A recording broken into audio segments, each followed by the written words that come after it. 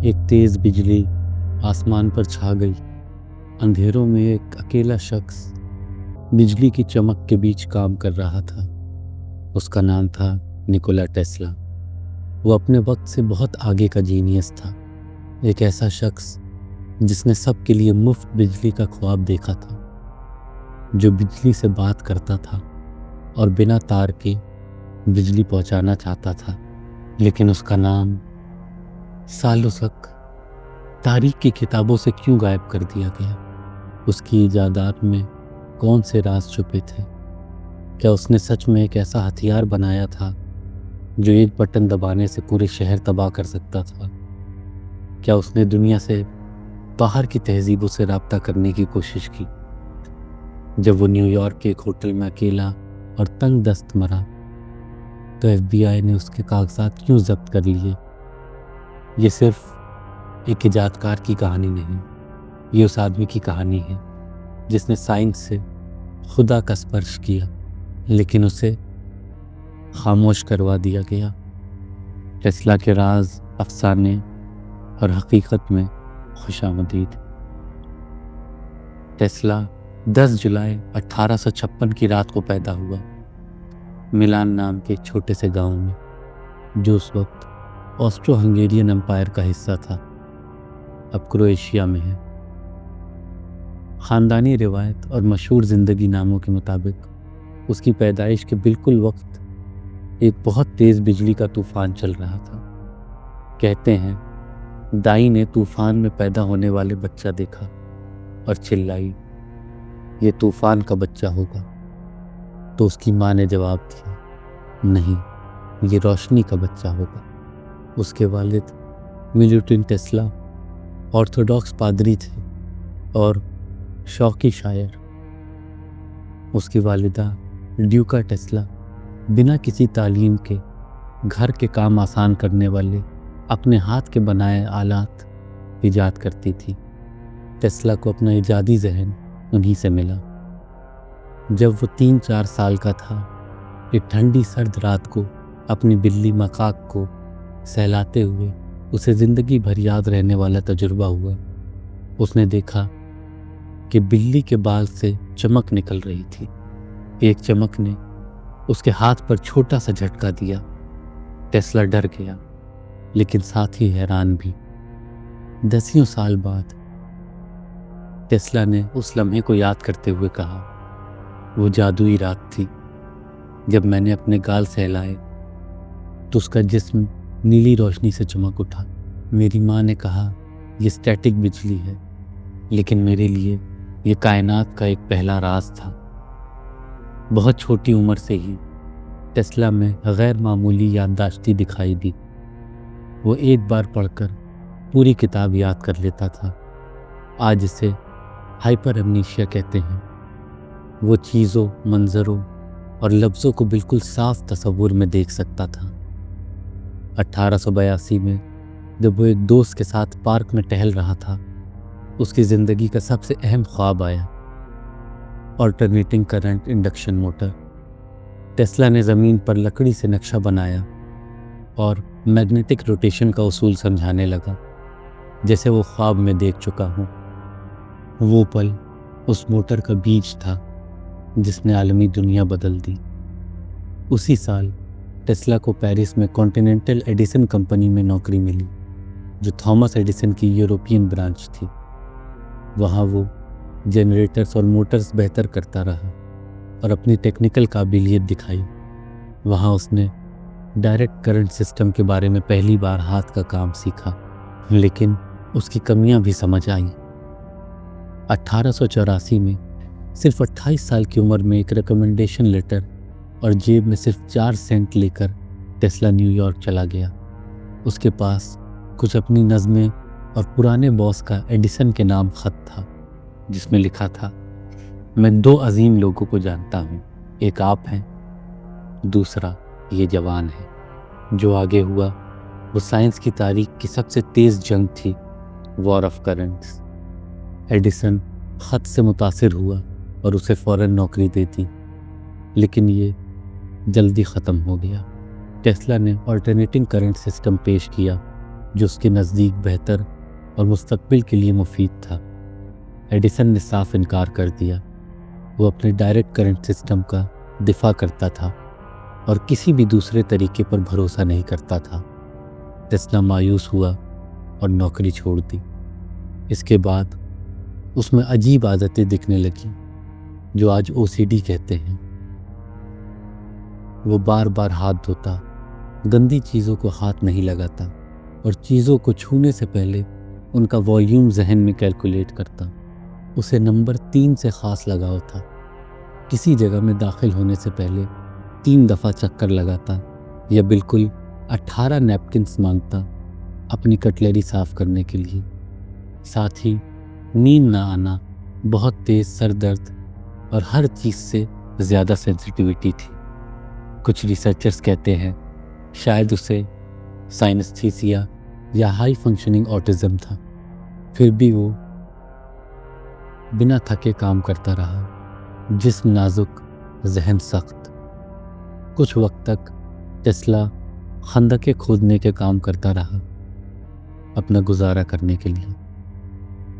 न पैसा न रिश्ते, लगता था वो भुलाया जाएगा, लेकिन उसका ख्याल नहीं मरा। 1887 में कुछ दूर अंदेश बिजनेसमैन ने उसकी टेक्नोलॉजी की काबिलियत देखी और साथ दिया। उसने पहला अल्टरनेटिंग करंट मोटर बनाया। फिर जॉर्ज वेस्टिंगहाउस आया, एक इंजीनियर और इंडस्ट्रियलिस्ट जिसने उसकी रिसर्च के लिए पैसे दिए। वेस्टिंगहाउस ने टेस्ला के पेटेंट्स खरीदे और दोनों ने एडिसन को टेक्निकल, तिजारती और मीडिया जंग में चैलेंज किया। War of currents.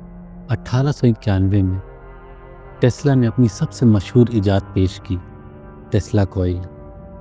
ये एक ऐसा डिवाइस था जो बहुत ज़्यादा वोल्टेज पैदा करता था और शानदार बिजली की चमकें बनाता था।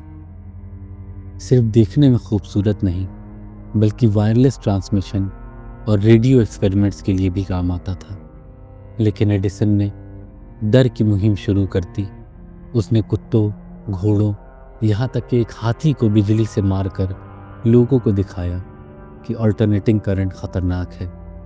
उसने अल्टरनेटिंग करंट से चलने वाली पहली इलेक्ट्रिक चेयर भी बनवाने में मदद की ताकि बदनामी हो। लेकिन टेस्ला को मैथ्स पर भरोसा था और फिर मौका आया। 1893 शिकागो वर्ल्ड्स फेयर। वेस्टिंगहाउस ने फेयर को रोशन करने का कॉन्ट्रैक्ट जीता।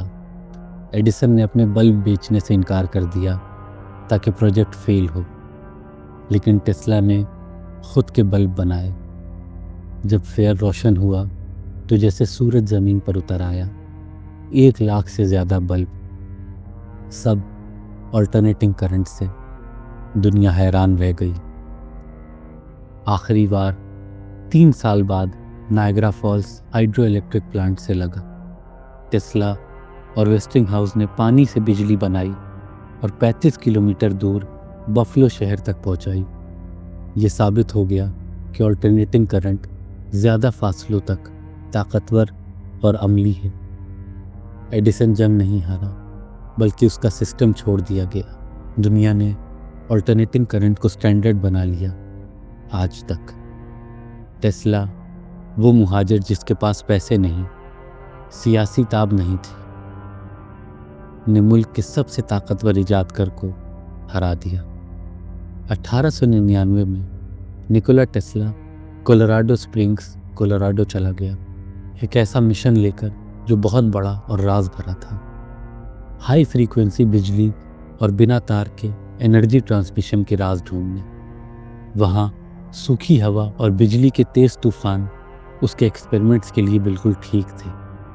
उसने एक अफसानी लेबोरेटरी बनाई, एक बहुत बड़ी टेस्ला कॉइल के साथ, जो चलती थी तो 20 मीटर लंबी नकली बिजलियां निकलती थीं। चमकें इतनी ताकतवर थीं कि कभी पूरे शहर की बिजली चली जाती थी। लैब साइंस फिक्शन नॉवेल जैसा लगता था। झपकती रोशनियाँ, नीली चमकें और मुस्तकिल बिजली की आवाज़। यहीं टेस्ला ने दावा किया कि उसने अपनी सबसे बड़ी कामयाबी हासिल की। बिना तार के लंबी दूर तक बिजली पहुंचाना। उसके मुताबिक उसने ऐसे सिग्नल्स भेजे जो ज़मीन को कंडक्टर बनाकर पूरी दुनिया में घुमाए। उसका ख्वाब सिर्फ साइंटिफिक नहीं बल्कि रूहानी था। वो चाहता था कि पूरी दुनिया बिजली पैदा करने और मुफ्त पहुंचाने वाली मशीन बन जाए। लेकिन सबसे राज भरा वाक़या एक रात हुआ जब वो रिसीविंग इक्विपमेंट टेस्ट कर रहा था। टेस्ला ने दावा किया कि उसे अजीब सिग्नल्स आए जो उसने दूसरे प्लैनेट से राब्ते की कोशिश समझे। बहुत लोगों ने इसे पागलपन कहा, लेकिन वो यकीन से कहता था ये सिग्नल्स बिल्कुल वाज़े नहीं थे, लेकिन ये ज़रूर ज़ीनतमंद सिग्नल्स थे, ऐसे सिग्नल्स जो किसी दूसरे प्लैनेट से आ रहे थे। कोलोराडो स्प्रिंग्स के बाद टेस्ला न्यूयॉर्क वापस आया और एक बहुत बड़ी मीनार बनाने लगा जो पूरी दुनिया में बिना तार के इंफॉर्मेशन और एनर्जी पहुंचा सके। जेपी मॉर्गन उस ज़माने का सबसे ताकतवर आदमी, उसने $1.5 लाख दिए। सन 1901 में लॉन्ग आइलैंड में वार्डन क्लिफ टावर की तामीर शुरू हुई। लेकिन टेस्ला का प्लान सिर्फ आवाज़ या तस्वीर भेजना नहीं था। वो बिना तार, प्लग या खंभों के बिजली पहुंचाना चाहता था, मुफ्त एनर्जी का ग्लोबल सिस्टम। लेकिन इस ख्वाब का सबसे बड़ा दुश्मन था पैसा। जब जेपी मॉर्गन को पता चला कि टेस्ला सर्विस के पैसे नहीं लेगा, उसने फंडिंग रोक दी। टेस्ला ने कोशिश जारी रखी, टावर गिरवी रखा, नए इन्वेस्टर्स ढूंढे, मायूस खत लिखे, लेकिन कोई भी ऐसी चीज़ पर पैसा नहीं लगाना चाहता जो फ़ायदा न दे। जब वार्डन क्लिफ प्रोजेक्ट छोड़ दिया गया, टेस्ला की ज़िंदगी में तबाही का दौर शुरू हुआ जिससे वो कभी पूरी तरह उभर न सका। 1906 तक काम पूरा रुक गया। टेस्ला कर्ज में डूब गया, अकेला, थका हुआ। उसने टावर और लैब गिरवी रखे, लेकिन कुछ बचा न सका। साइंस दूसरी तरफ बढ़ी, टेस्ला पीछे रह गया। मैगजीन्स ने इंटरव्यू बंद कर दिए, अखबार ने काम लेना छोड़ दिया। जो लोग पहले उसकी इज्जत करते थे वो उसे पागल कहने लगे। सन 1909 में मार्कोनी को नोबेल प्राइज़ मिला, पहला ट्रांस अटलांटिक सिग्नल भेजने का, वो पैटर्न्स इस्तेमाल करके जो टेस्ला अपने कहता था, जबकि टेस्ला को नज़रअंदाज कर दिया गया। इस किस्से के मुताबिक रेडियो का बनाने वाला टेस्ला था, न कि मार्कोनी। टेस्ला और अकेला और अजीब होता गया। बाकी साल न्यूयॉर्क के होटल्स में अकेले गुजारे। 3 से काबिल तक़सीम नंबर्स वाली रूम से बचने के लिए बार बार कमरा बदलता, लंबा, पतला, हमेशा साफ सुथरे कपड़ों में, लेकिन उन कपड़ों के पीछे एक टूटा हुआ आदमी था। फिर भी वो इजादात करता रहा। उसके आखिरी बड़े प्रोजेक्ट्स में से एक था टेलीफोर्स, जो प्रेस में मशहूर हुआ डेथ रे के नाम से। टेस्ला ने दावा किया कि उसने एक ऐसी टेक्नोलॉजी बनाई जो हवा में चार्ज पार्टिकल्स की बीम छोड़ सकता है और 100 किलोमीटर दूर हवाई जहाज़ तबाह कर सकता है। एक दिफाई हथियार जो जंग ख़त्म कर देगा, क्योंकि कोई मुल्क हमला करने की हिम्मत नहीं करेगा। लेकिन कोई फाइनेंस नहीं करना चाहता था, ना अमेरिका, न यूरोप, न यूएसएसआर, या कम से कम हमें यही बताया गया। टेस्ला एक ऐसी मशीन की बात करता रहा जो इंसान के ख्यालात रिकॉर्ड कर सके, एक ब्रेन प्रोजेक्टर, और ऐसा सिस्टम जो हवा से मुफ्त बिजली ले सके, बिना तार, बिना फ्यूल, बिना कीमत के। आगे के वक्त के ख्यालात या ख़तरनाक तौर पर तब्दील करने वाले। 1917 में पहली जंग अजीम के दौरान अमेरिकन हुकूमत ने वार्डन क्लिफ टावर तोड़ देने का हुक्म दिया। कहते थे जर्मन जासूस इसे निशाना बना सकते हैं। हकीकत में शायद वो हमेशा के लिए चुप करवाना चाहते थे। टेस्ला ने अपनी ज़िंदगी का आखिरी बड़ा काम हथौड़ों से टूटते देखा। आखिरी सालों में उसके नोट्स और भी राजदार हो गए। वो cosmic energy, scalar waves, anti gravity और वक्त को कंट्रोल करने की बात करता था। ऐसी वाइब्रेशंस जो सही फ्रीक्वेंसी पर ट्यून करने से पूरी इमारतें तबाह कर सकती थी। कुछ ने उसका मजाक उड़ाया, कुछ ने उसे ख़तरा समझा। 7 जनवरी 1943 को निकोला टेस्ला न्यूयॉर्कर होटल के अपने कमरे में मरा हुआ मिला। उम्र 86 साल, अकेला, बिना पैसा, बिना ख़ानदान, बिना शोहरत के। लेकिन कहानी यहाँ ख़त्म नहीं हुई। उसी दिन ऑफिस ऑफ एलियन प्रॉपर्टी ने उसके सारे कागज़, नोटबुक्स और प्रोटोटाइप्स जब्त कर लिए। भले ही टेस्ला अमेरिकन सिटीज़न था, उनके साथ ऐसा सलूक किया गया जैसे वो ख़तरनाक अजनबी हो। ऑपरेशन की रहनुमाई कर रहा था एक इलेक्ट्रिकल इंजीनियर, जॉन जी ट्रंप, हाँ, डोनाल्ड ट्रंप का चाचा। जॉन ट्रंप ने सारे कागज़ देखकर ऐलान किया कि इनमें कोई कीमती चीज़ नहीं। लेकिन 10 साल बाद कुछ डिक्लासिफाइड रिपोर्ट्स कुछ और कहते हैं। फिर क्यों 1943 के तुरंत बाद ही कई हुकूमतें, जिनमें सोवियत यूनियन भी शामिल, डेथ रे जैसे कॉन्सेप्ट पर रिसर्च शुरू करने लगे? आज भी कुछ डॉक्यूमेंट्स क्लासिफाइड क्यों हैं? उन नोटबुक्स में ऐसा क्या था जो बेकीमत थे? कुछ लोग कहते हैं टेस्ला फोर्स आज के इलेक्ट्रोमैग्नेटिक हथियारों जैसे हार्प का नजरी बुनियाद था। कुछ कहते हैं कि उसकी फ्री एनर्जी रिसर्च बड़ी ऑयल कंपनीज के मफादात के लिए ख़तरा थी। टेस्ला इसी तरह दुनिया से गया जैसे जिया था, राज में लिपटा हुआ। और शायद, सिर्फ शायद, हम अभी तक पूरी तरह नहीं समझ सके कि वो हमें क्या देना चाहता था।